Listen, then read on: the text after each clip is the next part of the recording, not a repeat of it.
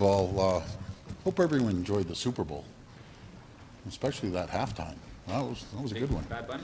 Yeah, Big Bad fan? Bunny, Big Bunny, whatever the bunny was. The only bunny I know is Bugs Bunny. He's more famous than all of them. But anyways, I'm very happy to hear that the Prime Minister spoke to President Trump.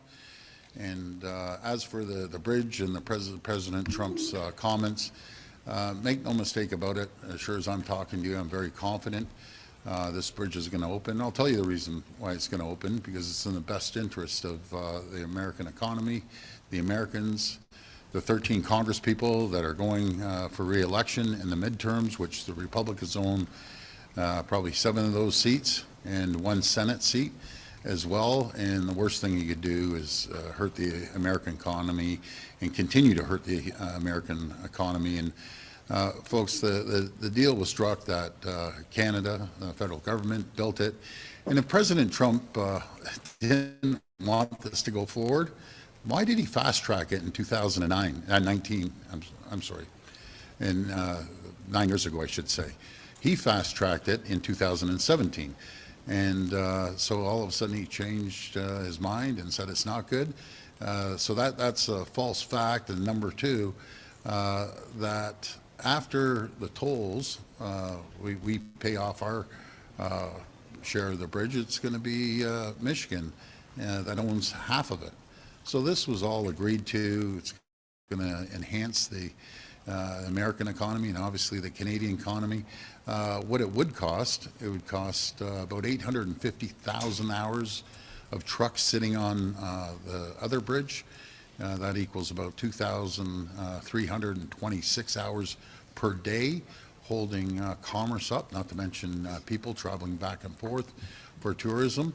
But what we have to focus on is our plan, moving forward, making sure that we cut red tape, we cut regulations, put money back into businesses' pockets and people's pockets to stimulate the economy, and make sure that the people of Ontario and Canada feel confidence that we have a plan. We're working collaboratively with all 3 levels of government to make sure that we focus again on our economy. And a perfect example is when I was meeting the premiers. We are in the port of St. John. It's doubled the shipment, so plan is working about diversifying our economy. It's no longer just relying on the U.S., but we're getting it done. And I want to thank Premier Susan Holt out in New Brunswick. She's excited because, again, before we were only doing X amount of shipments to St. John Port. Now it's doubled, so that's going all over the world. We're going to continue building our economy and being strong. But folks, this is not the time, and this is my message to the Prime Minister and the people of Canada.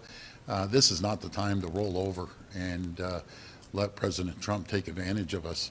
Keep saying that we've taken advantage of the Americans, contrary to what I believe in. It's the other way around, but we want a strong relationship with our closest friend and ally, and we're going to continue moving forward. But you got to ignore all the rhetoric. Premier, the President mentioned the LCBO ban, that Ontario is banning booze on LCBO shelves. That's a policy that you implemented. Does his mention of that make you more likely to remove the ban or less likely to remove the ban, because it clearly it's getting inside his head? Yeah, well, it's obviously working. It's an irritant, but there's one thing President Trump can do: get rid of Canadian tariffs. All it does is it's a tax on the American people. It's an attack on the American economy. Get rid of it, and we're good to go. The good news is our wineries, and especially in Niagara, they've seen a jump of close to 70% because people are tasting great Ontario-made wine, and they're enjoying it. So So you're not backing off of that? No, and I encourage people not to back off on it. This is key that we even double down if we have to. We're the largest purchaser of alcohol in the entire world, and that's one of our key negotiating areas that we can resolve within a minute. All President Trump has to do is get rid of the unfair tariffs he's putting on Canadians. I want to go back to the bridge. He said there was no U.S. content. That's, again, it's not truthful. 75%, yes, we're Canadian steel and concrete because we're paying for it. 25% was U.S. steel and concrete. Then the interchange going on from the Michigan side, it was all American workers, all American steel, all American concrete. So again, there's fiction, what President Trump says, and then there's true facts that people can look up and see exactly where we stand. Sorry, I apologize. Question? Prime Minister, do you have any guidance on booze? Like, does he support the ban at the LCBO? No, he hasn't mentioned that, but he's not focused on that. That's under the jurisdiction of Ontario. But again, you want to fix it? Get rid of the tariffs. Stop hurting Americans and Canadians. When you mentioned doubling down, what do you mean by that? Well, let's not waver. Let's not buckle to President Trump's threats. Let's be strong as we have been. Let's continue to be strong. Negotiate through strength, not weakness. And we need to move forward. And I think the president has to realize if he doesn't, the midterms aren't going to turn out too well for him. And just imagine if he took a different approach, President Trump, how wealthy and strong the whole world could be, and everyone would be thriving and prospering. And as I always say, you can't unscramble an egg, you got to make the omelet larger. And it's unfortunate he's taken this approach to hurt his own people. He's hurting the American people and the American economy. Did you get any assurance that any international automakers ready to open a plant in Canada yet? Not yet, but let's hope. We've created the environment and the conditions for companies to come here. We've cut over $12 billion of burden off the backs of people, off the backs of companies, to create the environment to be competitive around the world. And I'm going to, once again, call out Hyundai and Kia. They're selling 220,000 cars a year here. You have to open up a facility. I want to thank PowerCo and Volkswagen down in St. Thomas. They're well on their way. Let's bring vehicles here. But this is all conditional as well on having a great trade agreement, a fair trade agreement with the United States. Premier, you mentioned the Super Bowl off Yeah. the top. It turns out Ontarians bought themselves a Super Bowl ad. Can you tell them how much Yeah. they spent on that ad? Well, every single year, it's all fully transparent. The numbers come out. The auditor checks it. The numbers come out. But this is about telling the people that we have a plan. The plan is working. We're moving forward. And we don't deviate from our plan and opportunities, no matter if it's in the nuclear sector that we're leading the world in, or the rare earth minerals that I encourage everyone to come to PDAC, the largest mining convention in the entire world, starting in March. So let's look at our strengths. We have a plan, and there's opportunities, so we stick with this plan for Ontarians and Canadians. Premier, also during the Super Bowl was a major ad by Diageo featuring rock star Dave Grohl talking about old Canadian-made inventions, including Crown Royal whiskey. What do you think of that, and is there any progress your office has made? I know you're talking to Diageo right now. Yes, that is correct. My message to Diageo when I spoke to him is, help me help you. Come up with ideas how you can hire more people. Again, as I mentioned, I'm sure they're great business people. I know their company's hurting a bit, but in saying that, you don't go after your largest customer in the world. It's very simple. How about the 200 people that lost their jobs? And I know we're placing a few of them down at the Windsor Auto Plant at Stellantis, so we thank them for that. But again, we need to see some opportunities for Ontarians. Premier, can you comment on your conversations with the Prime Minister about a possible early election? Why you said that stability is necessary right now? Well, you know something, I don't divulge our conversations, but I'll be very frank with you. When you get 13 premiers in a room, politics comes up, and politics of every type comes up. That came up, but that's going to be up to the Prime Minister. It's going to be up to the people to decide. If they do decide to call an election, has nothing to do with me. I called my election. I'm good. We're moving forward, and that's it. But but you had some advice to him, right? Because you have done this in the past, and you have talked about the need for stability. And Yeah, I appreciate that, but there's only two people in the room, me and him. And I don't divulge that conversation, but is there conversations with 13 premiers in the room? sure there's conversations. Would you like to see a majority government though for stability, just for, so that we don't have uncertainty given the threat, the existential threat? I've always said, I don't care about political stripes. I'll work with anyone. I think I've proved that. I don't care if it's a Liberal federal government or an NDP mayor. I'll work with anyone that has the best interest of Ontario at heart.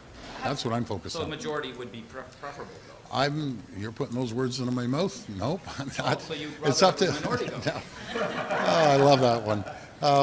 You know, Robert, what I want, I just want Ontario to prosper and keep moving forward. That's what I want. I'll work with anyone who gets elected. Well, what was the Prime Minister's reaction though, like when they're bringing this up, the poll numbers, look, he's 29 points ahead from Pierre Poilievre. That's up to the Prime Minister, and that's up to his caucus to decide. And we want stability across the country, and we're all working together of all different political stripes at the provincial level with all the different premiers. And we just want to make sure that we have a strong economy in Ontario, which means a strong economy across the entire country. Do you think he's considering it? Do you think Oh, I don't know. That's up to him to decide. Have you given any advice to Pierre Poilievre? Have you given any advice to Pierre Poilievre about a possible election? No. I You saw haven't talked to him? Pierre. I saw Pierre at the portrait hanging of Prime Minister Harper. Shook hands, said hello, congratulated him, and For what? for getting a convention. Yeah, 80 some odd %. But anyways, you don't win elections at conventions. You win elections across the country. So let's see what happens if the Prime Minister decides to call elections. Sorry, Colin. You were The saying. only thing that's happened between, a few weeks ago and now is Jamil Jivani was going down to the United States. Do you think that Jamil Jivani's trip to Washington may have had some impact on what the president has said today? Well, I'm not too sure what the conversation happened, but I encourage everyone to go down, every stakeholder, every corporation, every business owner, every premier, and the Prime Minister encouraged the premiers to continue to advocate for Canada. So wherever we can, let's get our voice out there, especially down to President Trump and his team, that we're open for business and we're stronger together than we are apart. And it's the Amcan Fortress. So are you still in touch with Howard Lutnick? Have you guys exchanged Yeah. phone calls in the last month or so? I haven't talked to him personally, but he plays an important role like the rest of the administration. But again, no matter if it's Howard Lutnick or President Trump or anyone, you're so much stronger with the Amcan Fortress that I've been preaching for a long time. As we're under attack by foreign countries in different ways, we need to stick together. We'd be the strongest, richest, wealthiest, safest two countries in the entire world. That's what I've been advocating. I'll continue to advocate to every American I speak to, and I speak to a lot of Americans, and the Republicans and Democrats. Obviously the Democrats, we know where they stand, but now Republicans are getting nervous. And it gets into, when the midterms come, I call it silly season, because all the politicians start going crazy, and they want to get reelected. So if, the 13 Congress people, 7 are which Republicans, they start getting hammered by their constituents, watch how quickly they flip. And we'll see how that Premier, what do you happens. make of the Last Inspector question. General's investigation? Do you think it's good that he's looking province-wide, or is it Yeah. overly broad? Like Well, I we've support seen the in Inspector General's, review, I call it. And I just want to make sure that the people of this province understand that our police are there to support us, to keep our communities safe. And I believe 99% of them do. Yes, is there a couple bad actors in any organization? Yes, they're going to be held accountable. And talking to frontline police officers that I do, they're as frustrated and angry, more than the people are. But this investigation, or review, I should say, is going to make sure that we continue to have the greatest police in the entire world. And I truly, truly believe we have the greatest police in the world. And again, there's some bad actors. They'll be held accountable. The courts will decide what they're going to face. Premier, why am I Last one. Yeah, yeah, sorry. Laura. Thank Yeah, you. sure. I'm curious about your thoughts on the police inspection, because a lot of people say it won't get to the root of what is needed, the root of what a public inquiry would look at? There are supply specifics, go as far as they need to go. What are your Oh, thoughts? I have confidence in Ryan Teschner. He's a pretty great individual. He's going to dig deep. He's not going to leave any stone unturned. And this is also supported by all our chiefs right across the province, the commissioner and everyone else. They're more frustrated than the people right now. And the police officers, frontline police officers are frustrated as well. We have to have trust in our police services right across the board. And I'm confident they'll do a great job, the Inspector General. But thank you, everyone. I appreciate it. And look forward to chatting soon. All right, thanks, that's it. All right, there you have it, guys. Don't forget to leave your comments in the comment area. We do look at them. We enjoy answering them when they're sensible, not nasty. Don't forget to like, follow, and subscribe. Thanks for joining us. Have a good afternoon.